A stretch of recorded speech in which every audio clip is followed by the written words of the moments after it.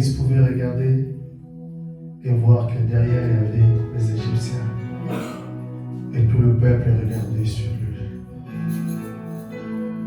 Mais lui, il avait un regard sur toi. Ici et maintenant, nous porterons notre regard sur toi. Amen. Toi qui sondes le cœur et le rat, tu sais la nourriture qu'il faut pour ton peuple. Nous te prions, Seigneur, de nous parler. Et que personne ne puisse rentrer chez lui de la même façon qu'il est venu vers toi. Mais en sortant de ces lieux, qu'il y ait un changement. Dans le nom puissant de Jésus-Christ, nous avons supplié. Amen. Amen. Gloire à Jésus. On peut s'asseoir, merci. Tout d'abord, je dis merci à l'homme de Dieu pour l'opportunité de pouvoir partager la parole avec l'ensemble de Dieu. Amen. Amen. Amen. Amen. Il est vivant. Il est ressuscité. Il est vivant. Il est ressuscité. Oui. Jésus. Est-ce que Jésus-là est ressuscité dans ta vie? Amen. Alléluia. Est-ce qu'il est ressuscité dans ta vie? Alléluia. Est-ce qu'il est ressuscité dans ta vie?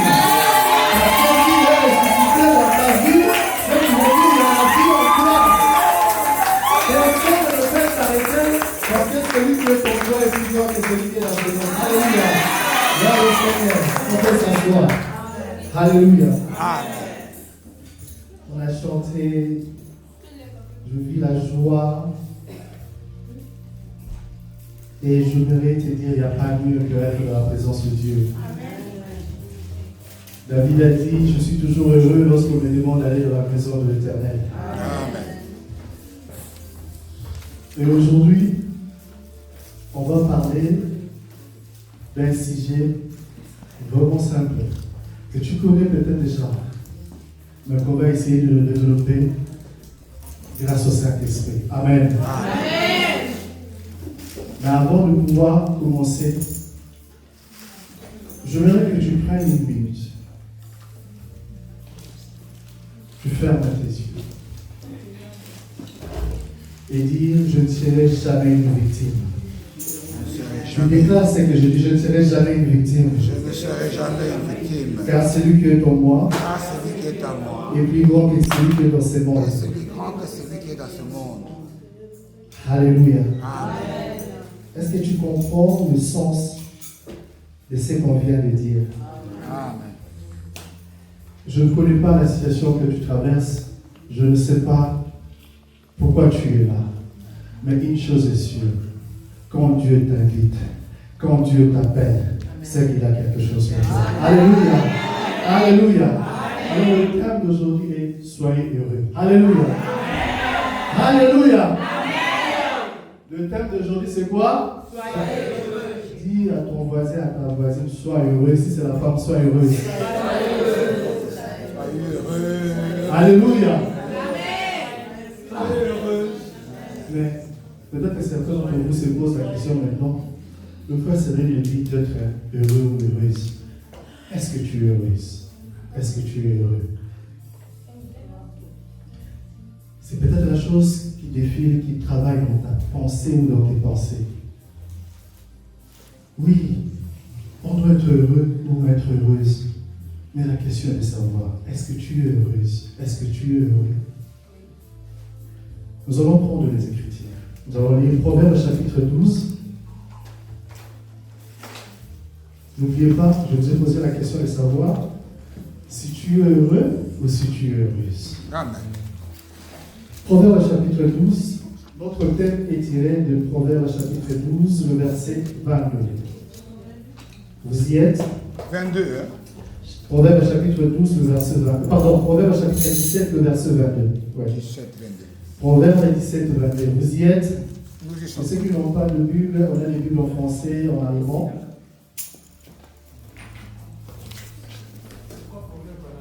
Proverbes chapitre 17. 17. 17. Ah. Gottes Liebe war so wunderbar. Praise the Lord. Amen. L'amour de Dieu est si merveilleux. Alors, Proverbe chapitre 12, 17, verset 22, nous allons lire. Un cœur joyeux est un bon remède, mais un esprit abattu dessèche le zoo.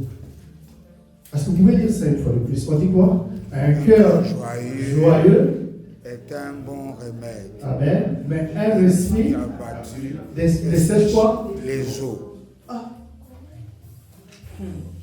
On enlève joyeux, on met heureux. Ok? On enlève cœur, on met esprit. Ok? Maintenant, on reformule. Un esprit heureux est un bon était remède. quoi? Remède Mais un esprit abattu fait quoi? dessèche les os. Praise the Lord. Gloire au Seigneur. Amen. Est-ce que vous avez compris quelque chose? Amen.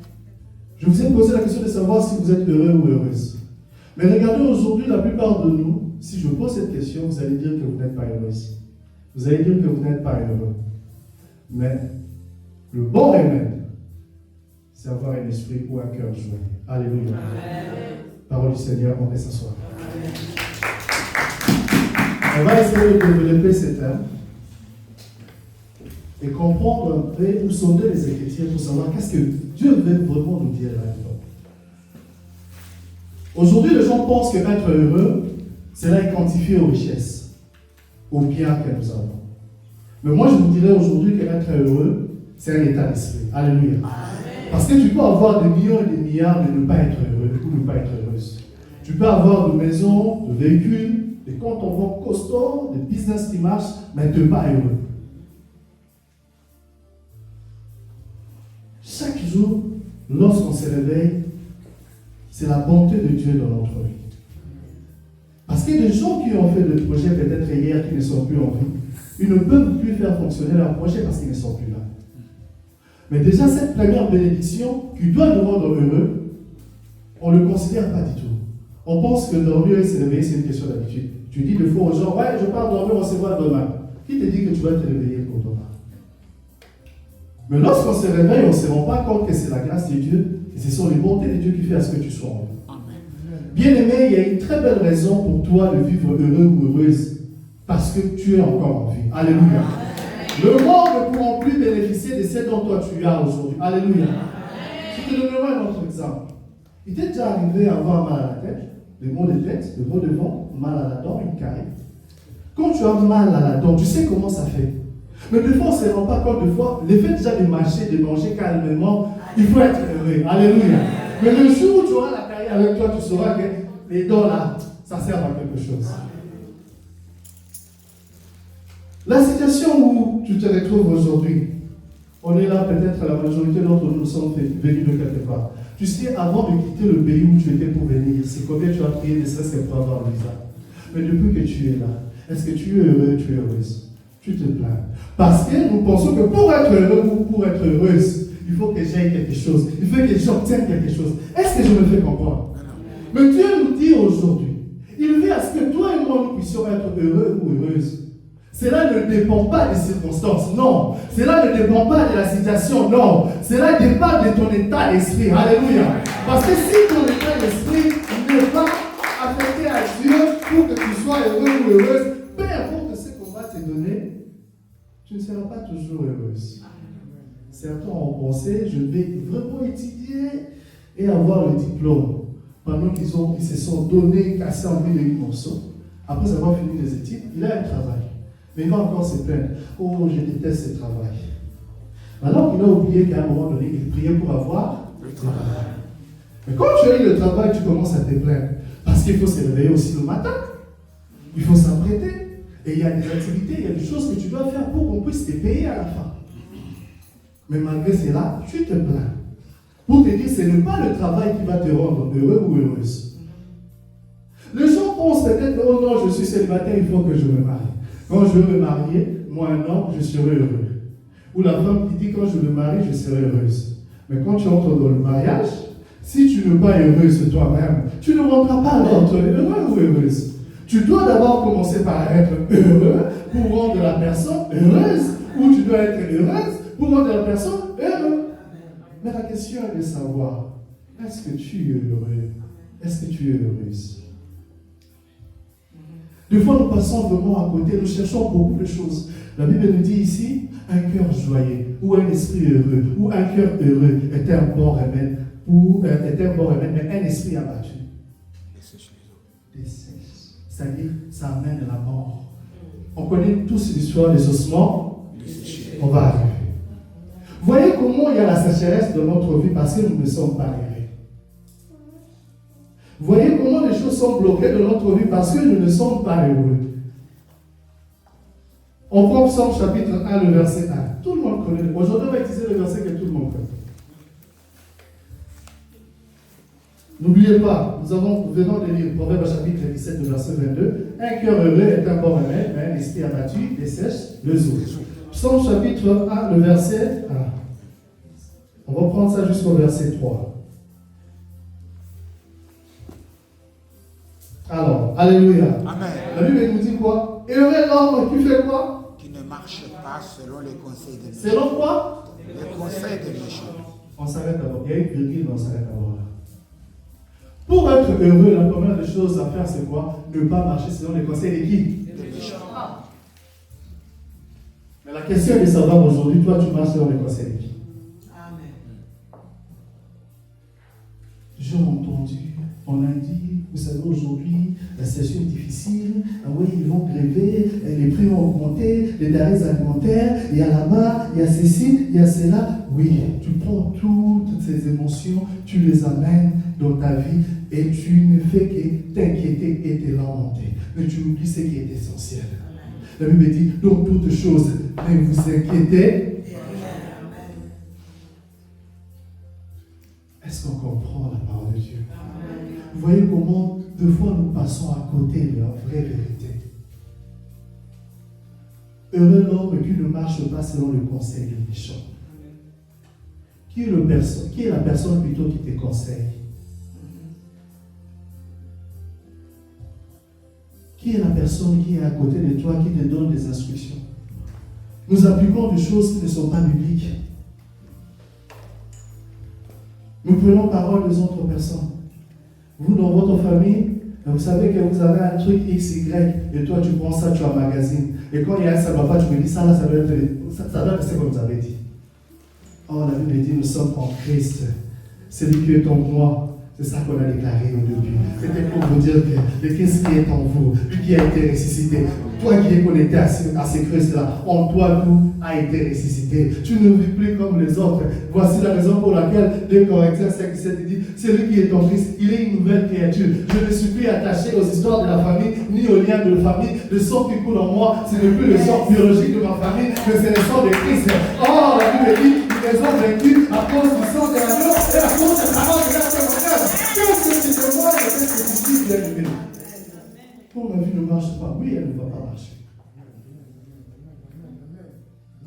Oh, moi je suis toujours malade. Oui, tu seras toujours malade. Nous, on ne se marie pas. Oui, vous n'allez pas vous marier. On n'a pas. Oui, vous n'aurez pas d'enfant. Mais quand je regarde ce que la Bible dit, il y a eu un homme qui a accepté de pouvoir aller à la croix. Il a crié qu'à tel stade, c'est-à-dire tout est accompli. Ce qui veut dire dans ma vie, tout est accompli. Je ne puis en m'inquiéter parce qu'il a dit, je ne t'abandonnerai pas, je ne te délaisserai. Ah. Mais pourquoi tu n'es pas heureuse? Pourquoi tu n'es pas heureux? Cela n'est pas en fonction de ta situation bien-aimée. Administrativement parlant, ils peuvent parler. Aux finances peuvent parler. L'histoire de la maison, l'histoire de la famille, c'est ce que les gens ont dit. Mais qu'est-ce que Dieu a dit à propos de toi?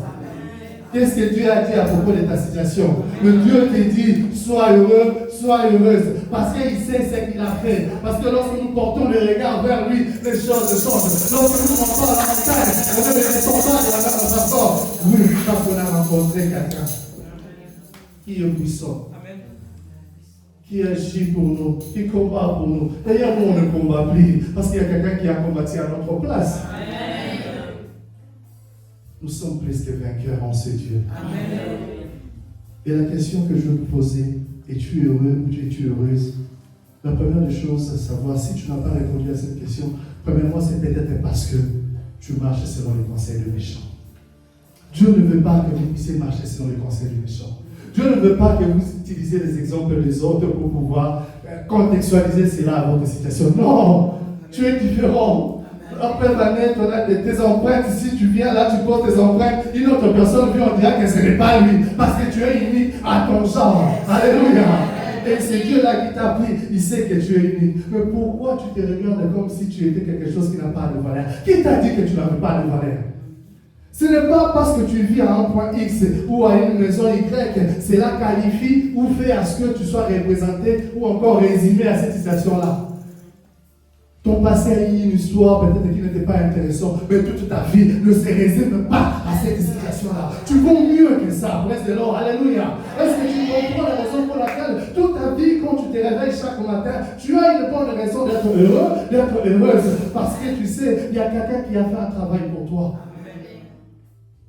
Ne suis pas ce que les gens disent, ce qu'ils sont en train de penser. Ce qu'ils disent là, ce n'est pas la réalité. La réalité, c'est Christ en moi, l'espérance de la vie. Christ en moi, tout change, tout se transforme, bien aimé. Et la Bible nous continue pour nous dire, la première, il a dit, heureux l'homme qui ne marche pas selon le conseil de méchants et qui ne s'arrête pas sur la voie de pécheur. Sur quelle voie t'arrêtes-tu? Enfant de Dieu. Mais tu t'associes avec les gens pour qu'on te donne des conseils qui sont erronés. Non seulement ça, tu prends plaisir de pouvoir t'asseoir avec ces gens-là. Si c'est pour les changer, transformer à travers l'évangile, prêcher, pas de problème. Mais si c'est pour qu'eux puissent t'influencer, là, ça devient un problème aussi. Nous sommes là pour impacter, pour influencer les autres, mais dans le bon sens. Nous ne sommes pas là pour influencer les autres dans le mauvais sens. Alors si toi, tu ne partes pas, c'est qu'on t'impacte, on t'influence. Mais qui t'influence? Qui est ton exemple et qui est ton modèle? La Bible dit, soyez les imitateurs de qui? De Christ.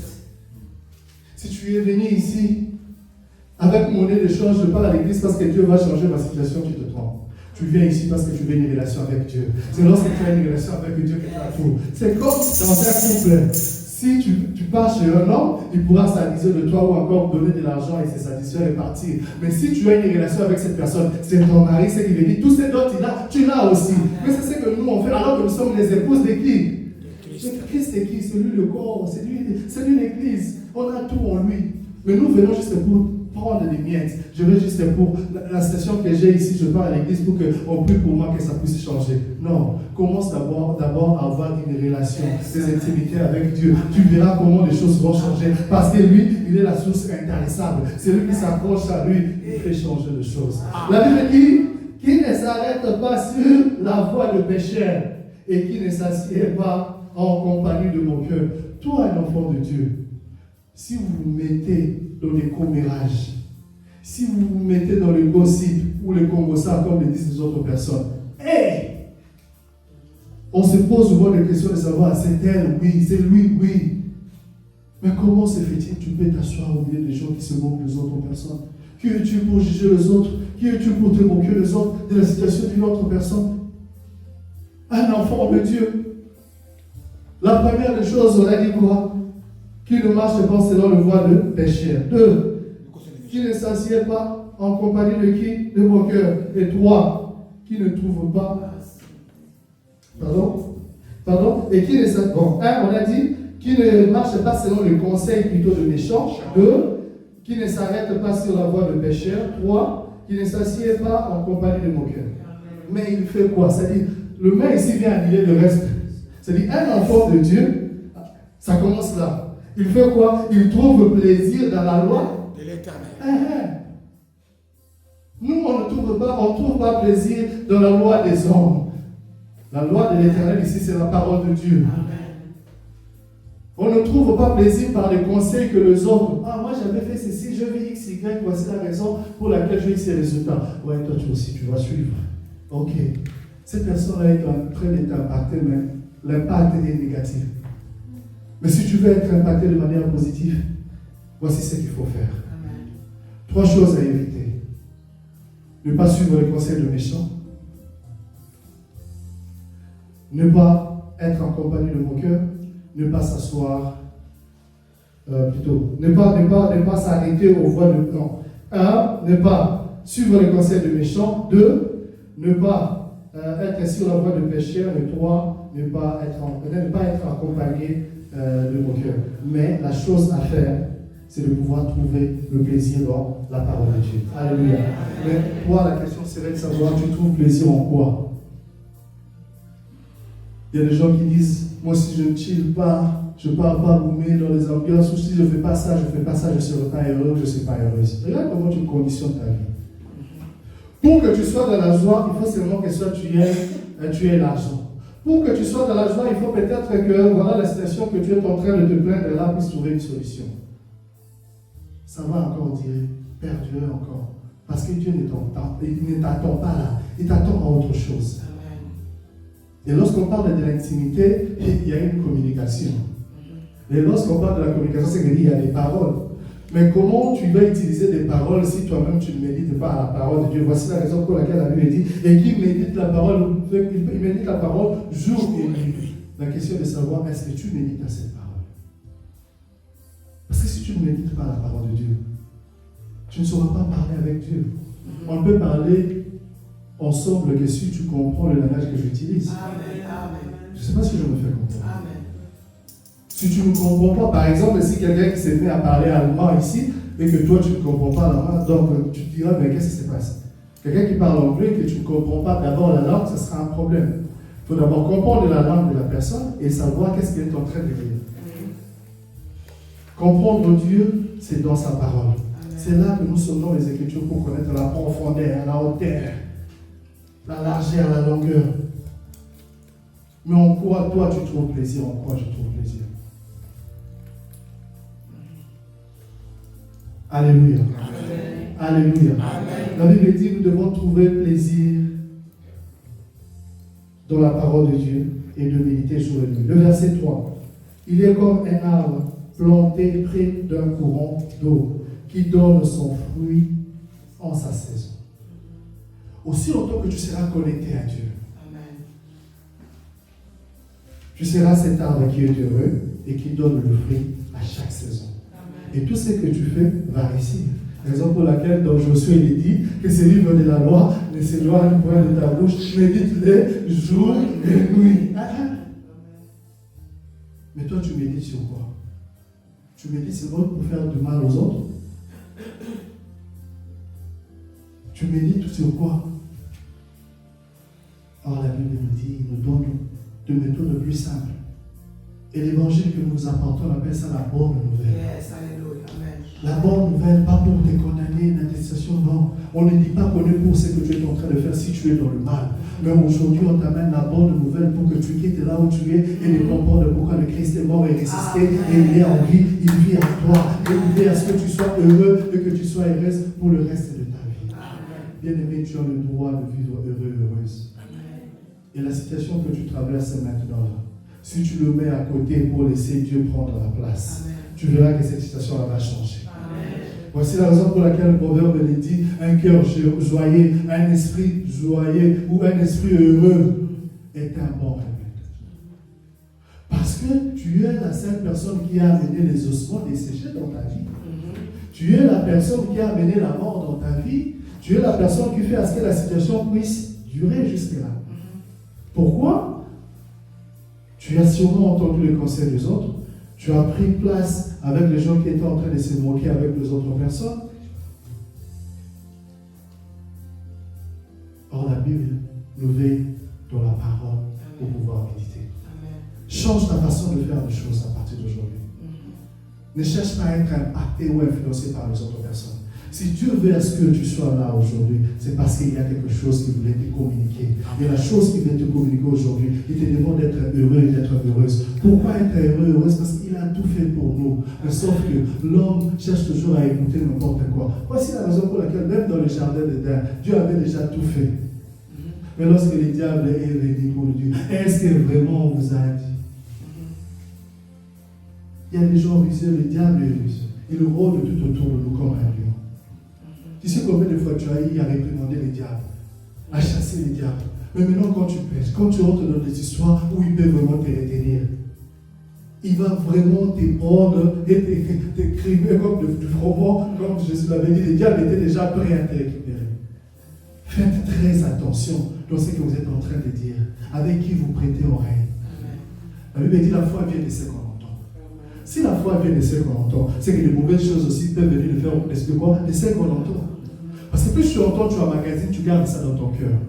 Et quand tu as ça dans ton cœur, on dit de l'abondance du cœur, la bouche fait quoi? Ah, voici la raison pour laquelle tu es ce que tu es aujourd'hui. C'est que dans ton cœur, tu as tellement de choses, tu es tellement tourmenté, il y a tellement de choses qu'on t'a dit, c'est resté là. Moins de pépé, ça sort. On te voit tout le temps colérique. Tu n'as pas la joie en toi. Parce que là, à l'intérieur, il y a un souci. Je t'amène un bon remède pour guérir de l'intérieur. Et pour guérir, attache-toi à Dieu. Pour guérir, attache-toi à la parole de Dieu. Médite le jour et nuit. Et il va changer les choses, il va transformer les choses. Amen. Tu vas te poser des questions, mais ça s'est fait comment que des choses comme ça? C'est parce qu'il est Dieu. Le maître des temps et des circonstances. Amen. Alléluia. Amen. Alléluia. Amen. Les trois choses qui t'ont permis à ne pas être heureux, tu dois bannir cela et ajouter ce qui te permet à pouvoir être heureux. Amen. Parce que c'est vraiment important dans notre vie. Nous allons prendre maintenant Ézéchiel chapitre 37, le verset 4 au verset 7. N'oubliez pas, le thème est soyez heureux. Dieu nous demande d'être heureux, d'être heureuse. Et Proverbe nous dit, un cœur heureux est un bon remède, mais un esprit abattu dessèche les eaux. Aujourd'hui, vous êtes desséchés. Vous n'avez plus la force. Il y a la mort qui est entrée. Vous êtes abattus. Parce que vous n'avez pas été heureux. Parce que vous avez pris le temps de pouvoir écouter les autres personnes. Parce que vous avez pris le temps de pouvoir vous asseoir avec les gens. Ézéchiel chapitre 37, le verset 4 au verset 7. Vous y êtes? Je voudrais d'abord que tout le monde se lève, s'il vous plaît. On va prendre cette partie ensemble. Ézéchiel.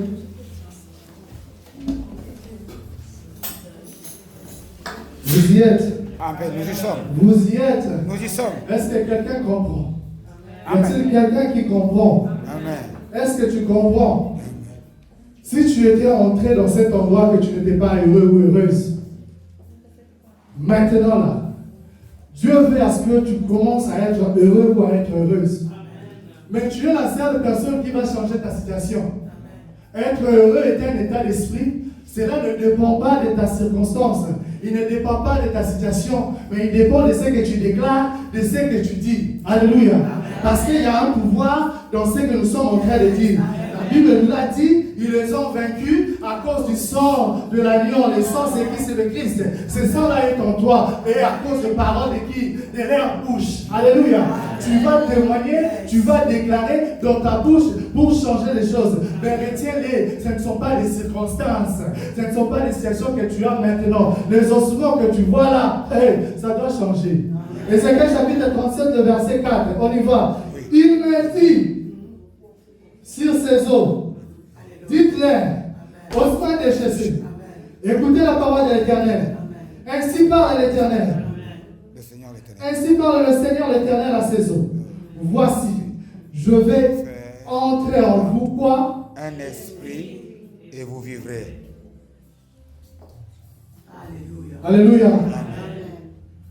Être heureux est un état d'esprit, pas n'importe quel esprit. Est-ce qu'on se fait comprendre? Amen. Être heureux est un état d'esprit, ce n'est pas lié au bien, ce n'est pas lié aux histoires quantifiées de ce monde. Et maintenant la Bible nous dit que Dieu va déposer son esprit en nous. Ici c'était l'Ancien Testament. Mais dans le Nouveau Testament, nous qui sommes en Christ Jésus, cet esprit-là est sur nous. Voici la raison pour laquelle le Christ, lorsqu'il était dans le temple, il dit l'esprit de l'Éternel, rien que les vôtres, laissez-moi, il va loin, vous délivrez, rabaya constamment de remords, tous celui qui est dans des situations difficiles, ratouche kabayama, parce qu'il savait sur qui il était. Est-ce que tu sais sur qui tu es? Sur qui tu mets tes pieds? Où tu mets tes pieds? Avec qui tu es en contact? Bien aimé, est-ce que tu comprends? C'est quoi la situation? C'est quoi la chose qui te dérange? Oublie cette situation-là, mais considère Dieu parce qu'il est là, il est avec toi pour changer. Mais il ne veut pas que tu puisses vivre selon les situations. Non, il veut que tu vives selon la volonté, selon sa parole, selon ce qu'il te dit. Tu es face aux ossements maintenant. qu'est-ce que tu fais? Alléluia. Tu es face à les ossements, là, c'est la situation que tu vois. Oui, oui, c'est ça. Mal de dos, oui, oui. Cœur qui est tourmenté, oui, oui. Les histoires sont bloquées administrativement, oui, oui. On t'attend à aller parler quelque part, oui, oui. Ce sont les ossements. Mais la Bible dit, fils de l'homme, prophétise.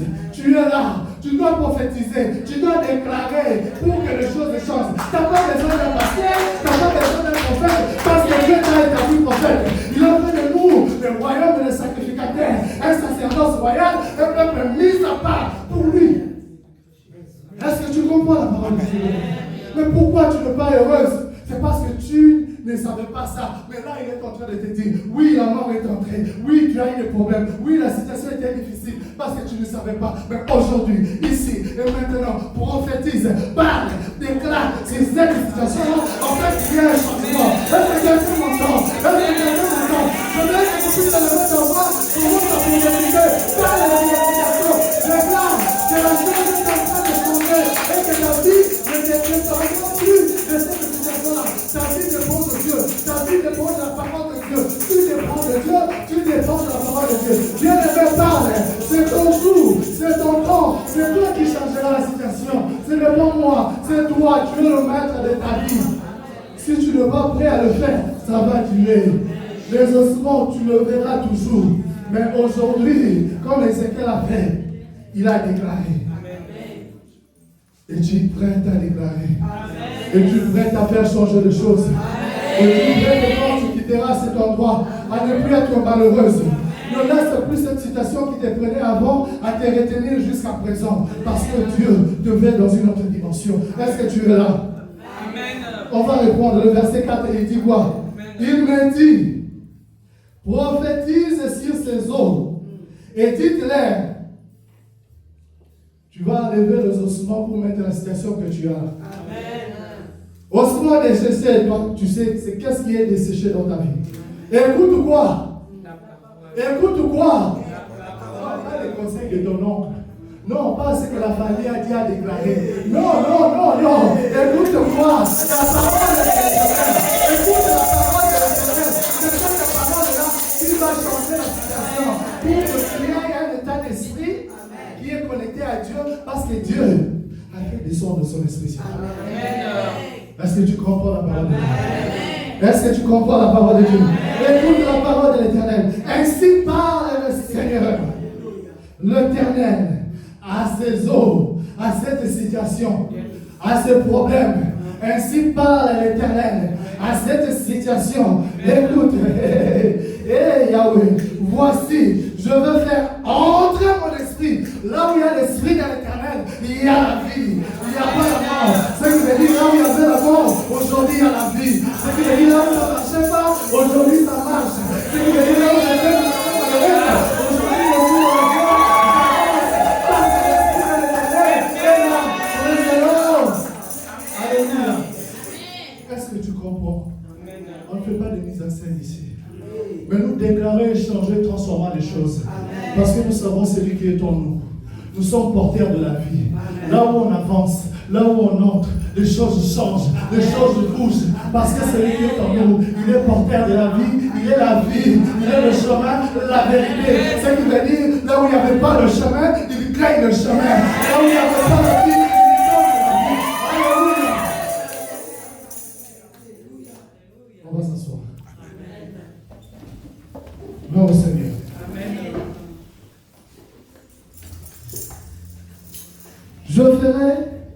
Je répète, voici, je vais faire entrer en vous un esprit et vous vivrez.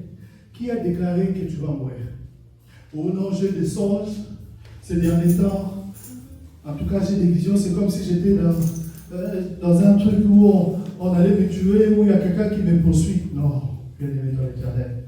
Quand l'Éternel est avec toi, il le déclare, il le dit, tu ne mourras pas. Tu vivras. Cette maladie que les gens se sont peut-être incapables de pouvoir guérir, il y a quelqu'un qui a pris notre place. Il a amené tout ce qu'on a comme fardeau, notre situation, pour que toi tu sois libre, pour que je sois libre. Voilà pourquoi tu dois être heureux, tu dois être heureuse. Parce que tu as quelqu'un. Tu as quelqu'un avec toi, tu n'es pas seul. Tu peux te retrouver dans ces pays, tu n'as pas la famille. Mais Dieu est ta famille. Et il te donnera la famille, peut-être qui est plus que la famille dont tu es en train de chercher. Alléluia. Tu peux être là face à une situation qui est vraiment difficile, financièrement parlant. Tu penses peut-être que cela ne pourra pas être, tu ne pourras pas trouver une solution. Mais Dieu est là pour toi. L'or et l'argent lui appartiennent. Mais ce que je veux pour toi, bien-aimé, ce n'est pas de pouvoir s'attacher à Dieu à cause de ton besoin, à cause du matériel, mais d'avoir une relation, une intimité avec Dieu. C'est lorsque tu as une relation, tu as l'intimité avec Dieu, que tu verras toutes les choses seront simples et faciles. Même si ça tarde, attends-la, elle s'accomplira. Je ne sais pas ce que Dieu est en train d'attendre, mais rassure-toi, cette chose-là, elle s'accomplira. Elle s'accomplira dans ta vie. Mais la question est de savoir, lorsqu'elle va s'accomplir, tu ne vois pas que tu vas te rendre compte que tu as perdu beaucoup de temps en train de te lamenter, alors que chaque jour tu devais bien vivre. Amen. Soyez heureux, bien. Vous vous lamentez trop. Trop. Des fois, Dieu nous regarde et se dit, mais tu es là, tu peux marcher jusqu'ici. Tu sais combien de personnes sont dans les hôpitaux? Ils n'ont plus de jambes. Ça a été embêté. Tu sais combien de gens qui sont dans les hôpitaux qui n'ont plus de yeux même pour voir. D'autres n'arrivent même pas à voir, à entendre. Mais toi, tu peux entendre. Tu peux voir. Tu peux marcher. Tu te lèves seul. Alors qu'il y a des jours pour respirer, il faut des appareils respiratoires à côté. Tu as plusieurs raisons pour être heureuse. Tu as plusieurs raisons pour être heureux. Non pas dépendre de l'homme, non pas dépendre de la femme. Commence d'abord à être heureux. Tu verras que tu créeras cette atmosphère autour de toi. Parce que si toi tu n'es pas heureuse, tu n'es pas heureux, tu vas créer l'atmosphère de gens qui ne sont pas aussi heureux. On ne donne que ce qu'on a. Ouais, tu as quoi? Hein? Voilà. On ne donne que. Vous pensez que c'est les données là, c'est seulement l'argent. Oui, les gens qui ont l'argent, ils donnent que ce qu'ils ont, c'est l'argent. Ils sont limités parce qu'ils n'ont que l'argent. Ils n'ont n'importe autre chose. Mais nous avons Dieu. Ce que moi j'ai aujourd'hui, c'est Dieu. Jacques et Pierre, devant la porte de bar, de la belle, ils ont dit, on n'a rien d'autre. On n'a que Jésus en nous. Ce que nous avons, je te le donne. Lève-toi au nom de Jésus. Cette situation-là, qui est bloquée quelque part, aujourd'hui je déclare que cela s'élève et que ça puisse marcher au nom de Jésus. Lorsque Raphaël a crié, fils de David, aie pitié de moi. Mais il était là avec son manteau. Mais lorsque le Fils de l'homme a regardé sur lui, il a laissé son manteau. Et aujourd'hui, il est là, le Fils de l'homme. Lorsqu'il te parle à travers ta parole, laisse ton manteau. Laisse cette situation-là. Regarde vers lui. Cours vers lui. Parce que les gens qui sont en train de te dire, tais-toi, cette situation ne va pas changer. Ce sont les mêmes personnes qui te diront, vas-y, il t'appelle. Parce qu'ils vont voir le changement et la transformation dans ta vie. Amen. Mais est-ce que tu es prête? Tu es prêt à pouvoir révéler cette alliance-là avec ces dieux-là? Je ne sais pas d'où tu viens. Je ne sais pas la situation que tu traverses. Je ne sais pas qu'est-ce qui te détruit. Qu'est-ce qui te fait mal des fois que tu n'as pas sommeil. Je vois 3 personnes ici. Ils ont un problème de mal de dos. Je ne parlerai pas de frère Jean-Marie. Mais hormis lui, il y a des gens qui ont un problème de mal de dos. Aujourd'hui, c'est votre jour. Amen. Est-ce que vous croyez au miracle? Amen. Et si tu sais que tu fais partie de ces gens-là, je te demanderai de pouvoir avancer. N'ayons honte de personne. On va prier. On va prier pour ça. Restez là. Vous avancez jusqu'ici, ici là-devant. Je sais qu'il y a 3 personnes. Je ne vais pas parler de foi Jean-Marie parce que tout le monde sait la situation de Jean-Marie. Je vous parle de gens que peut-être on ne connaît pas, on n'a jamais parlé de cette histoire. Il y a encore quelqu'un. Il y a encore quelqu'un.